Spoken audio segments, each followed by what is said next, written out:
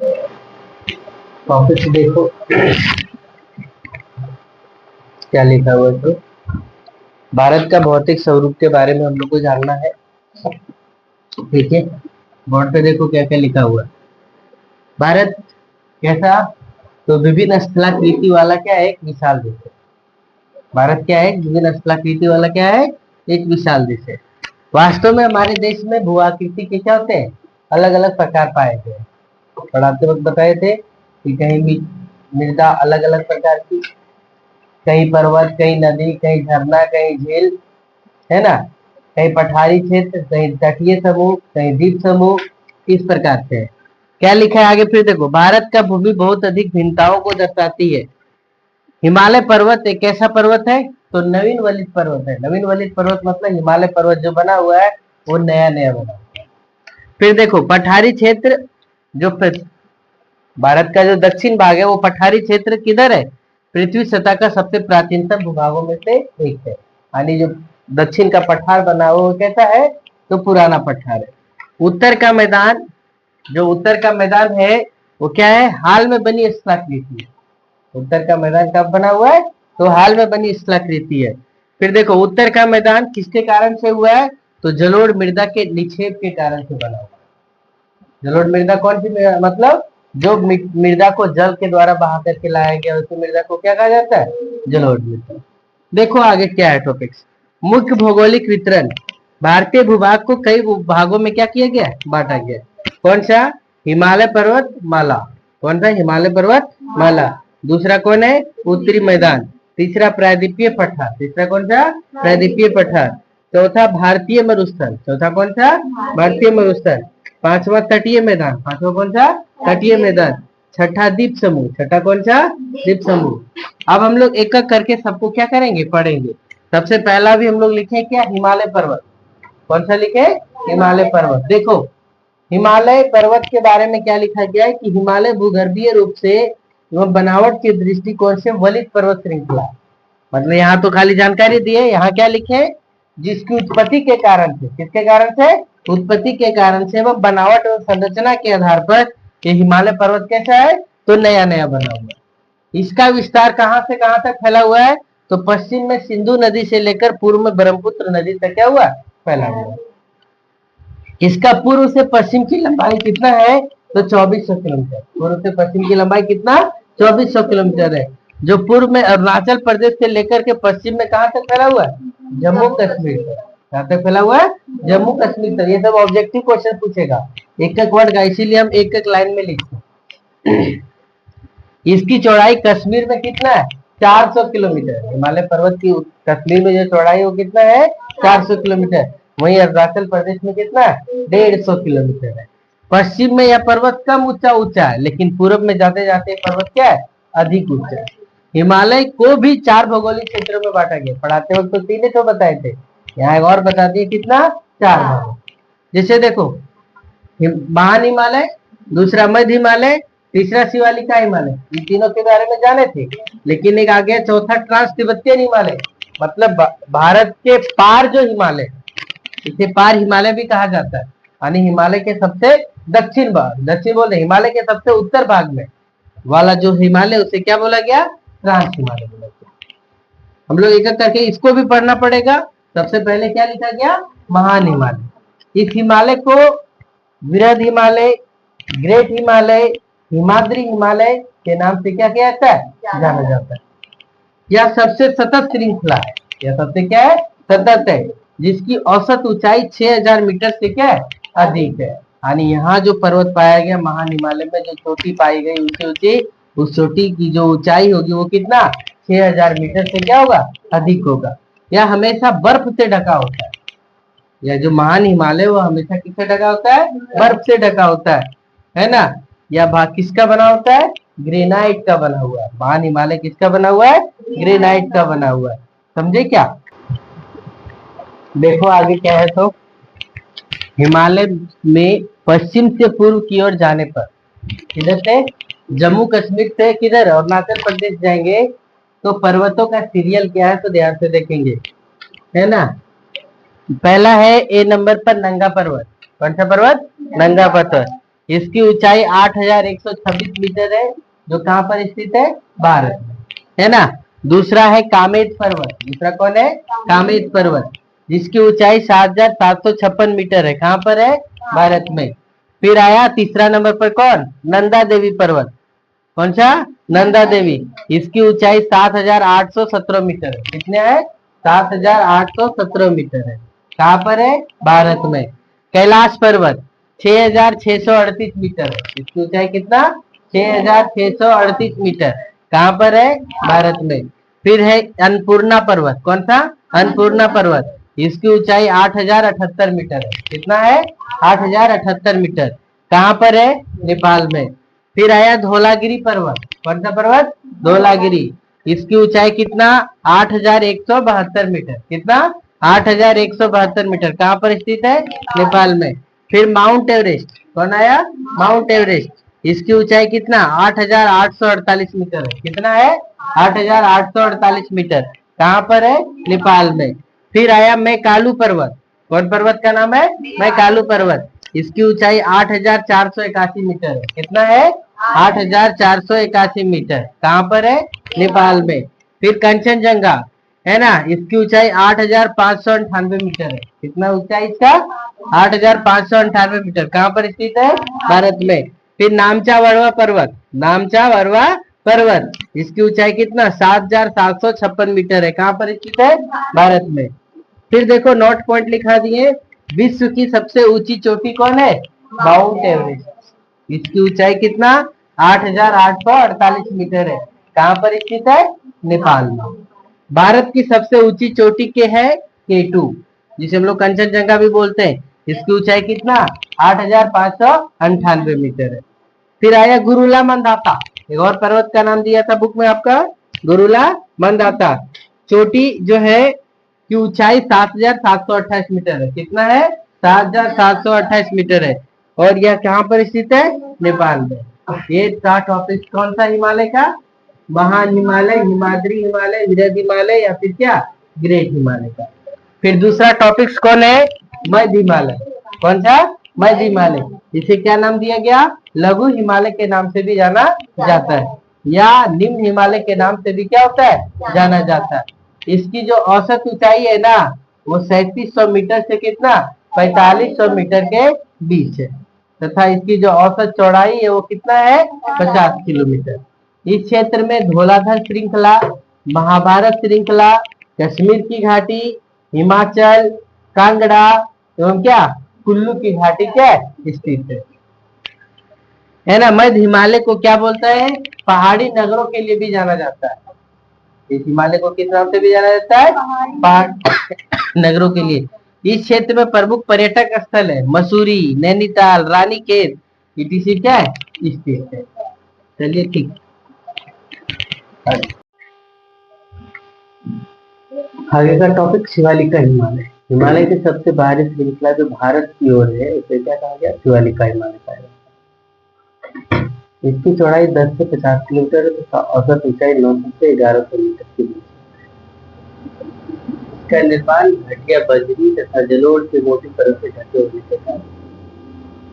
इस क्षेत्र में कुछ प्रसिद्ध दून है, जैसे देहरादून, कॉटेज दून, पाटली दून, इसी नाम दिए गए। फिर है ट्रांस हिमालय। इन्हें हिमालय का पार कहा जाता है। क्या हिमालय महान हिमालय से सतत जोन के द्वारा अलग होता है? इसके अतिरिक्त हिमालय को पश्चिम से पूर्व तक इसी क्षेत्र के आधार पर भी 4 भागों में बांटा गया है।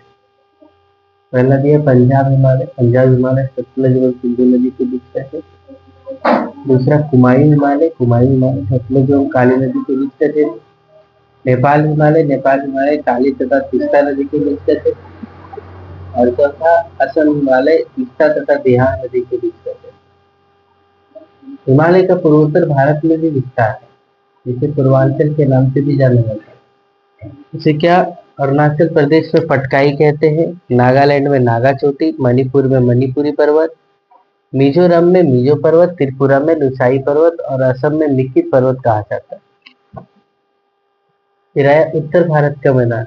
यह मैदान भारत के सबसे विशालतम भूभागों में से एक है। इस मैदान का निर्माण हिमालय से निकलने वाली विभिन्न नदियों के द्वारा प्रतिवर्ष लाए गए अवसादों से हुआ है। यह भारत का सबसे उपजाऊ मैदान है।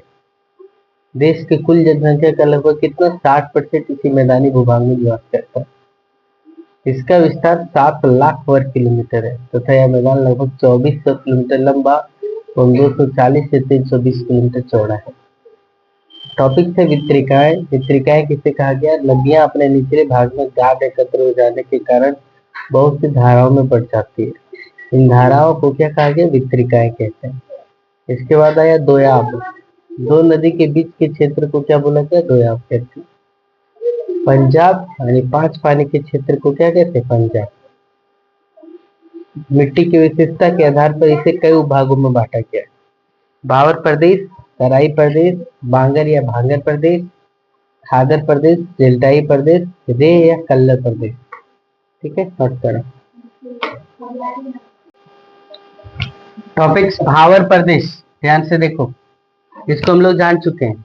भावर किसे कहा गया, भांगर किसे कहा गया, खादर किसे कहा गया, 3 चीज पढ़ना था ना।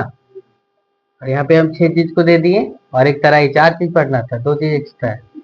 देखो भावर प्रदेश, भावर प्रदेश किसे कहा गया? जब इधर देखो हिमालय से नीचे उतरते वक्त नदियां क्या होती है? बड़े बड़े पत्थर की गुटिकाओं के नीचे क्या हो जाती है? छुप जाती है। और वही गुटिकाओं के क्षेत्र को क्या कहा गया? भावर प्रदेश कहा गया। इसी प्रकार से लिखा है, देखो इस क्षेत्र का निर्माण बड़े बड़े चट्टानी टुकड़ों से हुआ है। हिमालय से निकलने वाली नदियां सब क्या होती है? छुप जाती है। जितनी भी नदियां निकलती है क्षेत्र में क्या हो जाती है? छुप जाती है। नदी पर्वत से नीचे उतरते समय शिवालिका के ढाल पर 8 से 16 किलोमीटर की एक चौड़ी पट्टी में गुटिका का क्या है? निक्षेपण करती है ना। और यही क्या कहलाता है? भावर प्रदेश कहलाता है। समझे?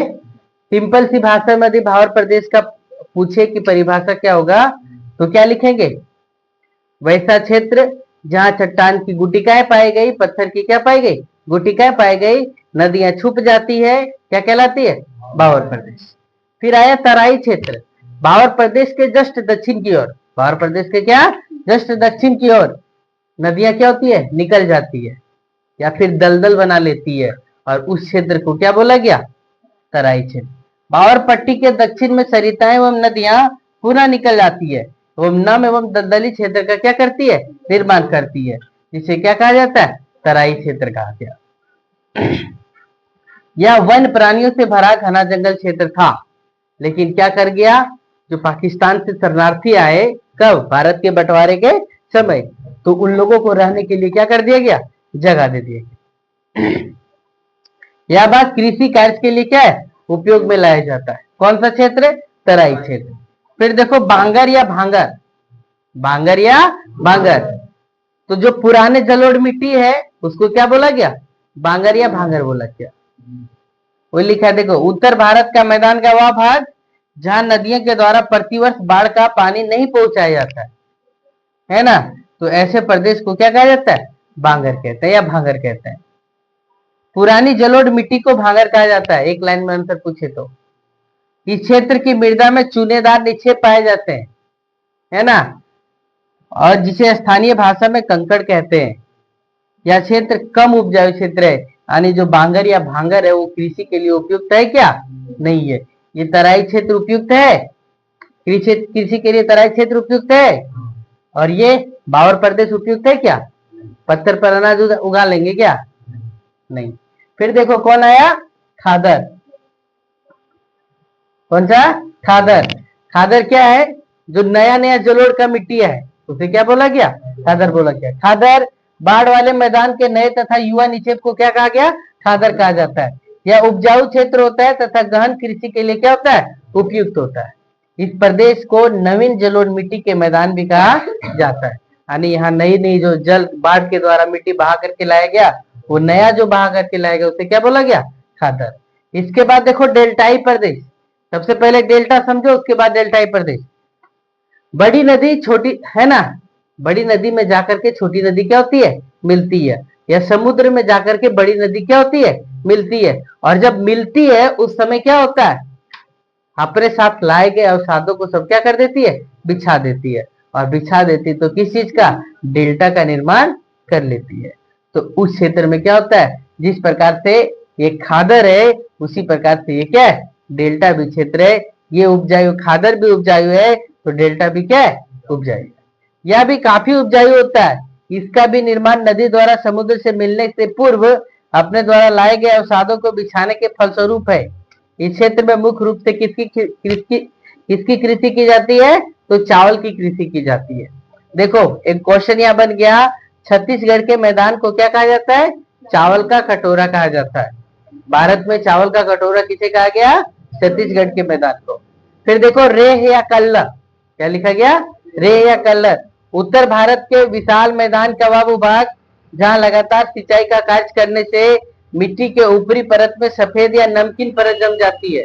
लगातार कृषि कार्य करने से क्या होता है, मिट्टी बर्बाद होते चला जाता है और जो कृषि कार्य के लिए उपयोगी अब माना नहीं जाता है। तो ऐसे प्रदेश को रेह या कौन सा प्रदेश कहा जाता है, कल्लर प्रदेश कहा जाता है। चलो नहीं बोल पाएंगे तो देखो क्या लिखा हुआ है, तो प्रायद्वीपीय पठार पढ़ाते वक्त बता दिए हैं कि प्रायद्वीपीय पठार क्या है, एक मेज की आकृति वाला स्थल है, यानी चारों तरफ गड्ढा है और बीच में क्या हुआ, उठा हुआ, जो किसका बना हुआ है, तो आग्नेय चट्टान का तथा रूपांतरित सेलों से क्या हुआ है, बना हुआ। रूपांतरित सेलों को कायांतरित सेल भी कहते हैं। इसी के कारण यानी आग्नेय तथा कायांतरित चट्टान के कारण यहाँ पर क्या पाया जाता है, तो धात्विक खनिज पाए जाते हैं, यानी सोना पाया जाता है, चांदी पाया जाता है, ये सब खनिज क्या होते हैं, लोहा पाया जाता है। आग्नेय चट्टान में ये सब चीज पाया जाता है। फिर देखो यह किसका हिस्सा है, तो गोंडवाना लैंड का हिस्सा है। इस पठार के दो मुख्य भाग है, कौन कौन, पहला मध्य उच्च भूमि और दूसरा कौन सा, दक्कन का पठार। तो पहला देखिए मध्य उच्च भूमि कौन है, नर्मदा नदी के उत्तर वाले भाग को क्या बोला गया, मध्य उच्च भूमि, और नर्मदा नदी के दक्षिण वाले भाग को क्या बोला गया, दक्कन का पठार। देखो क्या है, तो मध्य उच्च भूमि में नर्मदा नदी के उत्तर में प्रायद्वीपीय पठार का वह भाग जो कि मालवा के पठार के अधिकतर भागों पर फैला हुआ है, उसे मध्य उच्च भूमि के नाम से जाना जाता है। इस भाग से जितनी भी नदियां निकलती है उत्तर पूर्व की ओर क्या कहती है, बहती है ना। इस पठार का पूर्वी विस्तार बुंदेलखंड या बघेलखंड के नाम से भी जाना जाता है। इसके और आगे के क्षेत्र को जो झारखंड है वो दामोदर नदी द्वारा अपवाहित है, इसीलिए इसका क्या नाम दिया गया है, छोटा नागपुर पठार कहा जाता है। फिर आगे दूसरा टॉपिक है दक्कन का पठार। दूसरा कौन सा है, दक्कन का पठार। इसे दक्षिण का पठार के नाम से भी जाना जाता है। दक्कन के पठार को किस नाम से, दक्षिण के पठार के नाम से। यह नर्मदा नदी के किधर, दक्षिण में स्थित। फिर ध्यान से देखो, उत्तर में इसके चौड़े आधार पर सतपुड़ा की श्रृंखला है, महादेव, कैमूर की पहाड़ी तथा मेकाल श्रृंखला इसकी क्या है, पूर्वी विस्तार है। फिर आगे लिखा हुआ है कि दक्षिण का पठार पश्चिम में ऊंचा और पूर्व की ओर क्या है, कम ढाल है। इस पठार का एक भाग उत्तर पूर्व में भी देखा जा सकता है, जिसे क्या, मेघालय में। इसका कहाँ देखा गया है, मेघालय में। जिसे स्थानीय भाषा में कॉबरी एबलॉन्ग पठार या उत्तर कछार पहाड़ी के नाम से भी क्या होता है, जाना जाता है। पश्चिम से पूर्व की ओर तीन श्रृंखला है इस पहाड़ में, मेघालय में जो है वो पश्चिम से पूर्व की ओर कितनी, तीन श्रृंखला, गारो, खासी और क्या, जयंती। तीन अलग अलग पहाड़ी है, गारो, खासी और कौन सा, जयंती। फिर देखो पश्चिमी घाट पश्चिमी तट के समानांतर है। पश्चिमी घाट किसके समांतर, पश्चिमी तट के समांतर। पूर्वी घाट किसके समांतर, तो पूर्वी तट के समांतर। तथा इसको पार करने के लिए क्या चाहिए, तो दर्रा की जरूरत है। दर्रा मतलब दो पहाड़ों के बीच का जगह चाहिए। जैसे वहां पर और भी जगह है, खाल घाट, पाल घाट, भोर घाट, etc। फिर देखो पश्चिमी घाट पूर्वी घाट की अपेक्षा क्या है, ऊंचा है, ये तो पहले भी बता चुके हैं। पूर्वी घाट की औसत ऊंचाई कितना, 600 मीटर है। समुद्र तल से औसत ऊंचाई कितना, 600 मीटर। जबकि पश्चिमी घाट की ऊंचाई क्या है, क्या कहीं 900 है तो कहीं क्या 1600 मीटर है, ये औसत ऊंचाई है। इसके बाद देखो पूर्वी घाट का विस्तार सतत नहीं है, सतत मतलब एक जैसा नहीं है, क्योंकि जितनी भी नदियां बहती है ना, किधर से किधर, पश्चिम से पूर्व की ओर, यानी पश्चिम से पश्चिमी घाट से लेकर के किधर की ओर, पूर्वी घाट की ओर बहती है तो सब नदियां क्या करती है, समुद्र में मिलने से पहले सबको काटते चली जाती है, इसलिए सतत नहीं है। पूर्वी घाट का विस्तार महानदी से लेकर के कहां तक, नीलगिरी पर्वत यानी उड़ीसा से लेकर के कहां तक, तमिलनाडु तक फैला हुआ है। चलो नोट करो।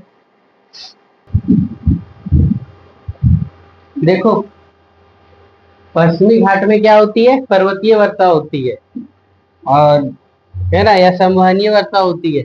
पश्चिमी घाट को विभिन्न स्थानीय नाम से अलग अलग नाम, देखो पर क्या अलग अलग नाम से भी जाना जाता है। इधर फिर से देखो, पश्चिमी घाट की ऊंचाई उत्तर से दक्षिण की ओर क्या होती जाती है, बढ़ती जाती है। पश्चिमी घाट की सबसे ऊंची चोटी का नाम क्या है, अन्नाईमुडी, जो किस पर है, अन्नामलाई पर्वत पर क्या है, स्थित है।